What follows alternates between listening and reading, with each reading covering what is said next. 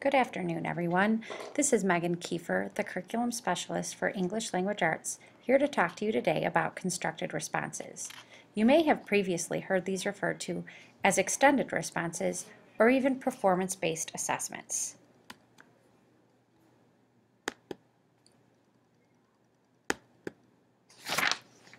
You see here the main differences between traditional questions and constructed response-based questions. When I refer to traditional questions, this means there is just one right answer for the question. This could be a multiple choice, selected response, fill in the blank, matching, and other such questions. But often there is not an opportunity for students to explain their thinking. The problem with not having to explain the thinking is it could mean that the student carefully selected the response based on their knowledge and critical thinking, but it also could mean that the student made an impulsive choice simply to finish the quiz and move on. On the other hand, when we look at constructed responses, we see the opportunity for more open-ended questions that allow for deep thinking. This means that often a longer response time is required, and students are asked to refer to text or media sources in order to support their explanation. Constructed response items also provide an opportunity for us to measure students' reading and listening comprehension as well as their writing skills. The information from these questions can be great formative assessments that help us design instruction for students. And finally, constructed response items are an important part of the performance-based PARCC assessment, which all 3rd through 8th grade students will take this March. For many of you, this may sound familiar. Looking back to January of last year, we asked all kindergarten through 5th grade students to participate in a writing experience about Martin Luther King Jr. The sources differed between the grade levels, but the essential question was the same for all students. After reading or watching a video, students were asked to respond to the question, why do we celebrate Martin Luther King Jr.'s birthday as a national holiday? During this experience, the class had the opportunity to reflect, brainstorm, and share thoughts with partners and as a class before writing independently. The following slides will show you examples of what our students produced from this single experience. In kindergarten, one student wrote, "He switched bad laws. He helped people. He didn't want people to fight." In 2nd grade, a student wrote, "The reason we celebrate Martin Luther King Jr. Day is because he thought colored people should get to do the same thing that white people could do. So in Washington, Dr. King performed an I Have a Dream speech, and then the president decided to change the law so white and black people could do the same thing today. And that's why we celebrate his birthday every year."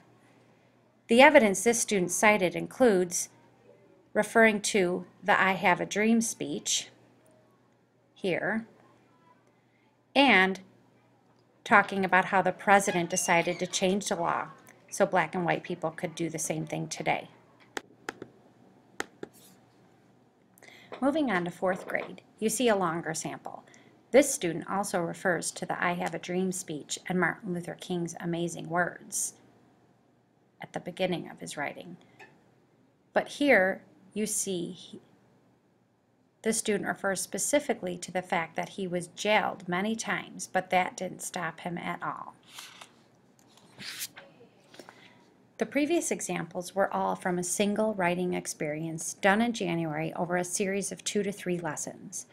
What we would like to create for our students this year is a path to independence rather than an isolated writing experience. Starting with discussions and conversations at the beginning of the year to reflect on reading, we can foster deep thinking and create an atmosphere encouraging students to feel safe in exploring multiple perspectives and answers. Then we can lead this community of thinkers into transferring the thoughts onto paper. This can be done through modeled and shared writing, pulling ideas from class brainstorms. Perhaps then we move forward towards students pairing and writing together before they share out with the class. The ultimate goal is to eventually provide individual practice with specific feedback from other students and you as the teacher. All this practice and thinking builds towards students writing independently and reflecting on their own responses for depth of expression. The teacher's role in this type of thinking is to be the guide by the side, where you can foster a supportive, non-threatening atmosphere where students feel comfortable taking risks and sharing their thinking around texts or media sources. Also, the teacher can provide scaffolded writing experiences starting early and build up the skills needed to read and respond independently. These experiences can take place in reading or in any of your content areas. Getting started early along these thinking processes is a key to success. Some constructed response sample questions have already been created. The questions that were created are based on the Storytown themes in our reading curriculum. So far, themes 1 through 3 for 2nd through 5th grade are done. As you know, each unit of stories centers around a common theme. An essential question can tie the reading together and foster the conversations needed for students to think deeply about the reading done in class and independently. Looking at some of these samples, the way they were created gives the teacher two options to share with their students. In option 1, the question is based on the theme and discussions, and the discussions or writing are based on all of the anchor texts from the Storytown theme. Students may eventually choose at least 2 of these anchors to cite or refer back to in their writing when they answer the question. In option 2, the question is based on the theme, but draws on evidence from just one Storytown anchor and a text bundle of other resources the teacher may bring into the classroom to support the theme. The other sources could be an additional text, novel, video, picture, or other media source related to the anchor story in Storytown. Let's look at what has been created for theme 1 in 2nd through 5th grade. In 2nd grade, the first theme is Count on Me. The essential question is, how can family and friends help each other? Students can use examples and details from 2 or more of the readings from Storytown to help answer that thematic question. Again, at the beginning of the year, this might be largely discussion-based to get students on the path of critical thinking and looking for evidence. The other option would be to read Frog and Toad all year and then select another Frog and Toad story from the LRC, such as Frog and Toad Are Friends, and answer a more specific question of, how did Frog and Toad help each other? How did helping each other make them feel? In this case, the students draw their examples and evidence from both stories about Frog and Toad. In 3rd grade, the first theme is school days. Again, you see the essential question is, how does school prepare people for their futures? There are a number of anchored stories and paired texts in Storytown where teachers and students can read for evidence to answer this question. In the other option, you see here a text bundle was created specifically about Ellen Ochoa. The bundle includes the anchor text from Storytown, a Pebble Go article, and a Britannica biography. There's even a YouTube video about the famous female astronaut. The question morphs to, how did school prepare Ellen Ochoa for her future careers?